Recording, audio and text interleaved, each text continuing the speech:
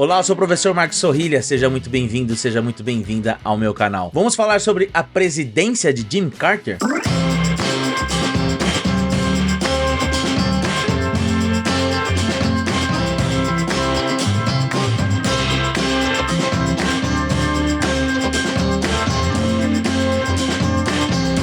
Como vocês sabem, nos últimos dias de 2024, mais precisamente no dia 29 de dezembro de 2024, Jimmy Carter, 39º presidente dos Estados Unidos, faleceu. Por conta disso, eu republiquei aqui um short de 1 minuto que eu tinha feito sobre a vida do Jimmy Carter e comentei que ele era o nosso melhor ex-presidente dos Estados Unidos. Isso gerou certa polêmica, algumas pessoas queriam saber por que eu achava isso, mas outras ficaram interessadas em saber por que a sua presidência foi tão impopular. Justamente por isso, muitas pessoas pediram então para eu gravar um vídeo falando sobre o Jimmy Carter, com foco nos anos em que ele foi presidente, e é justamente esse o assunto do vídeo de hoje. Então já peço para você deixar um like no vídeo, se inscrever no canal caso não seja inscrito, caso não seja inscrita, compartilhar esse conteúdo com um amigo ou com uma amiga e considere se transformar em membro apoiador aqui do canal. Um membro apoiador do canal tem uma série de vantagens que vão desde conteúdos com antecedência,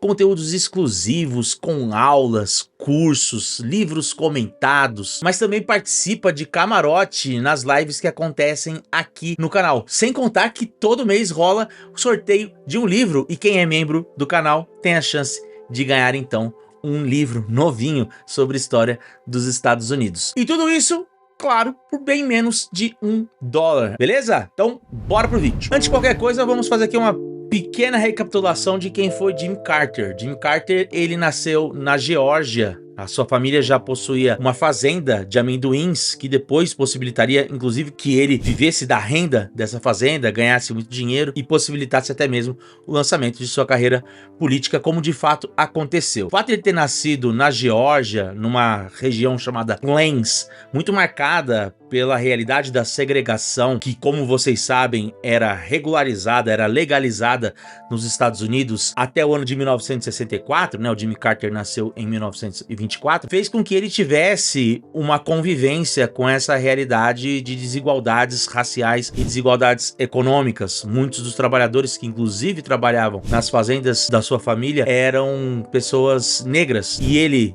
inclusive na sua biografia, chega a comentar que as suas primeiras amizades foram com crianças pretas, o que fez com que ele crescesse já com essa perspectiva sobre a realidade da desigualdade nos Estados Unidos. Outra característica bastante marcante na sua trajetória é a religiosidade, o que foi bastante importante para a formulação dos seus valores éticos. Ele inclusive chegou a ser professor da escola dominical batista na sua cidade. Formado em ciências pela Academia Naval Norte-Americana, ele fez depois um mestrado em física nuclear e durante a Segunda Guerra Mundial ele foi justamente chamado para trabalhar na área do desenvolvimento de submarinos nucleares. Durante a sua formação, ele chegou inclusive a receber um treinamento avançado para trabalhar com reatores nucleares e chegou até mesmo a ter uma experiência de exposição a elementos químicos radioativos que gerou algumas sequelas na sua vida. Após a sua formação acadêmica e sua passagem pela Marinha, ele voltou para sua cidade natal, a cidade de Plains, onde começou a desenvolver a sua trajetória política que o levaria ao cargo de governador do estado da Geórgia, cargo que ele exerceu entre 1971 e 1975. No ano seguinte, em 1976, ele então se candidatou para concorrer à presidência dos Estados Unidos representando o Partido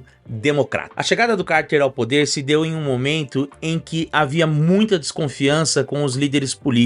Nós havíamos passado pelo escândalo do papel dos pentágonos com investigações a respeito de informações da Guerra do Vietnã. Nós havíamos passado pelo escândalo do Watergate e também pelo perdão presidencial dado pelo Ford ao Richard Nixon, o que tinha criado junto à população um profundo sentimento de descrença em relação às instituições, mas principalmente às lideranças políticas. Nesse sentido, o Jimmy Carter, sendo alguém que não era de Washington, ele não era nenhum senador senador, nem um deputado, ele era um governador vindo do estado do sul e de uma região pauperizada do seu estado. Ele surgiu então como um sujeito simples, uma figura que representava moralidade e confiança, vendendo acima de tudo sinceridade ao eleitor, dizendo que nunca mentiria ao povo americano. Essa sinceridade chegou até mesmo a causar problemas para ele durante a campanha, numa entrevista que ele deu para a revista Playboy, justamente discutindo essa questão de moralidade, religiosidade e sexualidade. O Carter foi questionado a respeito da sua relação com as mulheres e, em determinado momento, ele se disse um pecador, citando a passagem bíblica que fala que todo homem que olha para outra mulher com uma intenção impura já praticou o pecado em seu coração. Jimmy Carter confessou que isso também acontecia com ele e que por isso ele também era um pecador. No fundo, ele estava tentando admitir que, assim como qualquer ser humano, ele era uma pessoa comum que tinha também os seus desejos, mas que lutava contra eles, fazendo então com que o seu objetivo na vida era justamente manter um padrão moral e ético de acordo com as crenças que ele possuía. Bom deixar claro que o Carter nunca se envolveu em qualquer tipo de escândalo sexual ou tenha sido acusado de adultério. Muito pelo contrário, ele se casou e teve a mesma esposa até o falecimento dela, se eu não me engano, em 2023. De qualquer forma, evidentemente que essa declaração causou uma certa polêmica, principalmente entre os setores conservadores, nada que tirasse a sua chance de se tornar então eleito presidente dos Estados Unidos, e foi o que aconteceu em 1976. Carter foi eleito com 50,1% dos votos e 297 votos no colégio eleitoral, vencendo assim o então presidente, o Gerald Ford. Agora, os anos do Jimmy Carter na presidência foram anos muito desafiadores, com o surgimento de várias complicações, seja no cenário internacional como no cenário nacional, marcados por uma profunda crise que se desenrolou ao longo de toda a década de 1970 e das quais o seu governo não soube dar respostas. Uma das características do governo Carter, que geralmente a gente não associa aos democratas, é o fato dele ser alguém monetariamente ortodoxo, né? Ele é um sujeito que acreditava bastante na questão fiscal e na não expansão dos gastos financeiros do governo. Exemplo dessa sua ortodoxia foi justamente a nomeação em 1979 de Paul Volcker para o Banco Central norte-americano, para o Fed, o Federal Reserve. Volcker seria um dos responsáveis pela implementação do que hoje nós chamamos de políticas neoliberais e que colheria os seus frutos na administração do Ronald Reagan. Então, muitas das políticas que nós conhecemos hoje, como a elevação de taxa de juro e também a redução da distribuição e circulação de moeda, foram implementadas no finalzinho do governo do Jimmy Carter. Agora, o que contribuiu para a sua impopularidade é justamente a maneira como ele geriu as várias crises que apareceram durante o seu governo, sejam de ordem internacional ou sejam de ordem internas. A principal crise internacional no campo da economia é justamente a crise energética. O embargo do petróleo por parte da OPEP gerou um aumento no combustível, que acarretou também em filas intermináveis nos postos de gasolina e também no custo da mercadoria, fazendo então com que a inflação crescesse bastante durante o seu governo. Não por menos, Ronald Reagan herdaria um quadro inflacionário nos Estados Unidos que teria apenas um paralelo histórico agora, recentemente, com os anos pós-pandemia e o governo Joe Biden. E esse quadro inflacionário, diferente do que a gente viu em outros períodos da história norte-americana, como na década de 50, década de 60, ela não foi acompanhada de um crescimento econômico do país. O PIB do país também seguia estagnado, o que fez com que os Estados Unidos enfrentasse, durante toda a década de 70, mas marcadamente nos anos do Jimmy Carter, um cenário do que é chamado de estagflação, quando a inflação cresce, porém sem gerar crescimento econômico, que poderia, de certa maneira, maquiar as consequências da inflação. Isso associado a um número de desemprego elevado, que, junto com o aumento dos juros, acabou corroendo o poder de compra do norte-americano, que já vinha sofrendo com os efeitos da crise energética. Outra crise que afetou bastante a sua imagem foi justamente a crise dos reféns no Irã. Após a Revolução Iraniana de 1979, 52 cidadãos norte-americanos ficaram presos na embaixada americana em Teherã. A incapacidade de Carter de resolver rapidamente essa crise, somada à fracassada Operação Eagle Claw de abril de 1980, que visava justamente o resgate dos cidadãos na embaixada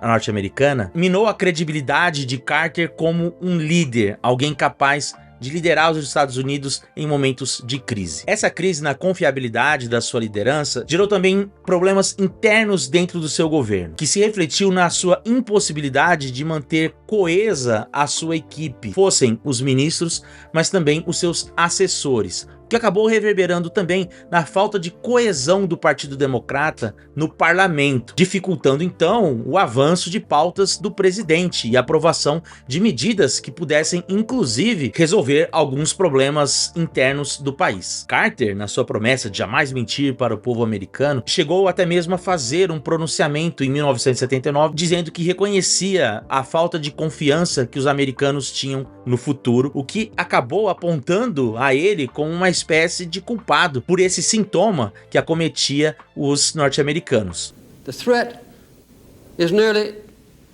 invisible in ordinary ways. It is a crisis of confidence. It is a crisis that strikes at the very heart and soul and spirit of our national will. We can see this crisis in the growing doubt about the meaning of our own lives and in the loss of a unity of purpose for our nation, the erosion of our confidence in the future.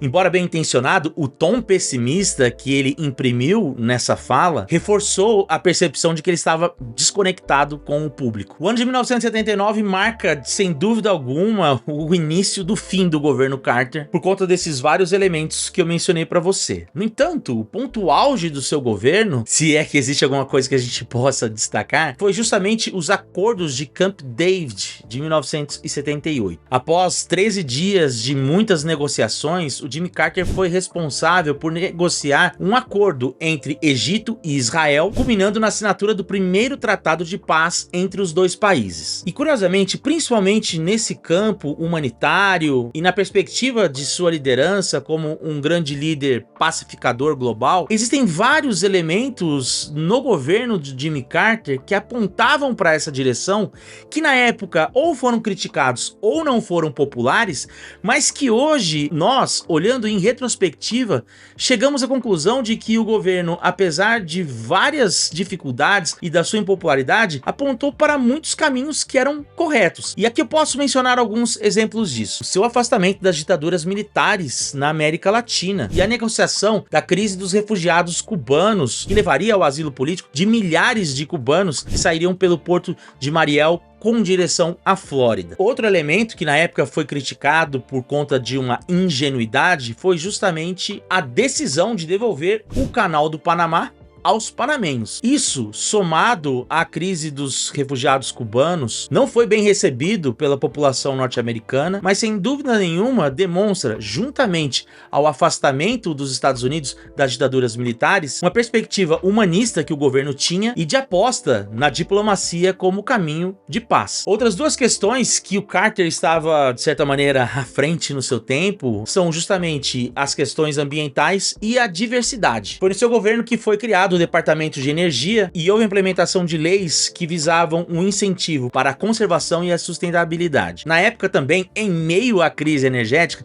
isso também não foi bem recebido, onde se achava que no lugar da sustentabilidade, os Estados Unidos deveriam investir mais na produção própria de energia. Porém, hoje elas são consideradas como precursoras dos modelos de política ambiental moderna que nós temos nos dias atuais. E a diversidade se dá justamente na nomeação de mais mulheres e de pessoas pretas dentro do governo do Jimmy Carter, que na época também foi bastante subestimado, mas que ajudou a moldar um modelo de governo mais inclusivo. Agora, vejam que interessante, essa é a análise nossa dos dias atuais olhando para o governo naquela época. Essas medidas, muitas delas, foram mal recebidas e contribuíram, inclusive, para aumentar a impopularidade do presidente em sua época. Para vocês terem uma ideia, a taxa média de desaprovação do Carter em 1980 ficou em 60%. E durante a crise dos reféns no Irã, a sua impopularidade chegou a 65%. Agora, por mais bem intencionado, mais honesto e moralmente correto fosse o Jimmy Carter,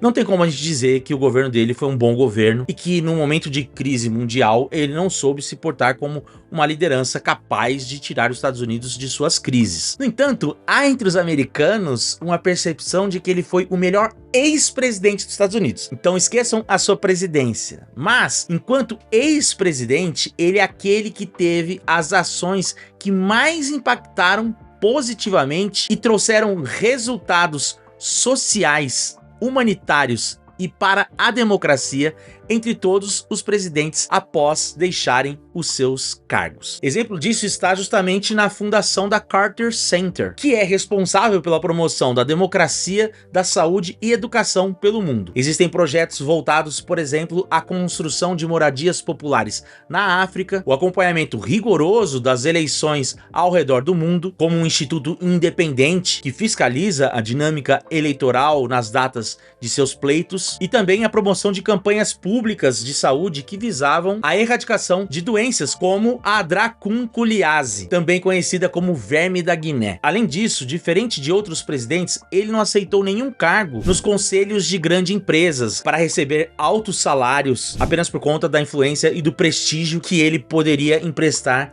para a empresa da qual ele fizesse parte do conselho. A grande maioria dos ex-presidentes tem algum tipo de cargo similar a isso. E aqui não é nenhuma crítica, porém, o que mais chama atenção é o fato do Carter ter voltado para a vida simples que ele tinha antes de se tornar presidente. Exemplo disso é que ele voltou a morar em Plains, né, sua cidade natal, onde voltou a ministrar na escola dominical, na igreja batista da qual ele fazia parte. A luta pela democracia também foi representada por conta da sua participação em campanhas que defendiam uma maior inclusão das mulheres e das minorias na vida política, não apenas nos Estados Unidos. Todo esse serviço que eu mencionei aqui rendeu a ele o Prêmio Nobel da Paz em 2002, justamente por conta dos seus esforços humanitários e a resolução de conflitos globais. Bom, e era isso que eu queria compartilhar com vocês aqui, do que eu sei a respeito do Jimmy Carter, que é um presidente que invariavelmente é associado ao fracasso do seu governo, principalmente nas questões econômicas, de política interna e a crise dos reféns no Irã em 1979, e também por conta da derrota acachapante que ele teve para o Ronald Reagan em 1980. Mas que, no entanto, teve um governo que apontava para caminhos que futuramente se demonstrariam corretos, sem contar que tem toda essa perspectiva humanitária que é, sem dúvida nenhuma, o seu maior legado, não necessariamente como presidente, mas como um cidadão. E aí, você já conhecia esse trabalho humanitário do Jimmy Carter? Deixe nos comentários o que você sabia sobre ele e se a sua visão sobre o ex-presidente mudou ou permanece a mesma. Vou fazer questão de deixar uma curtida aqui nos seus comentários. Por falar em curtida, se você gostou desse vídeo e se chegou até aqui é porque gostou, não deixe de deixar um like no vídeo, se inscrever no canal caso não seja inscrito, caso não seja inscrita, compartilhar esse conteúdo com um amigo ou uma amiga e considere se transformar em membro apoiador aqui do canal. Beleza? Nos vemos na próxima. Um grande abraço. See ya!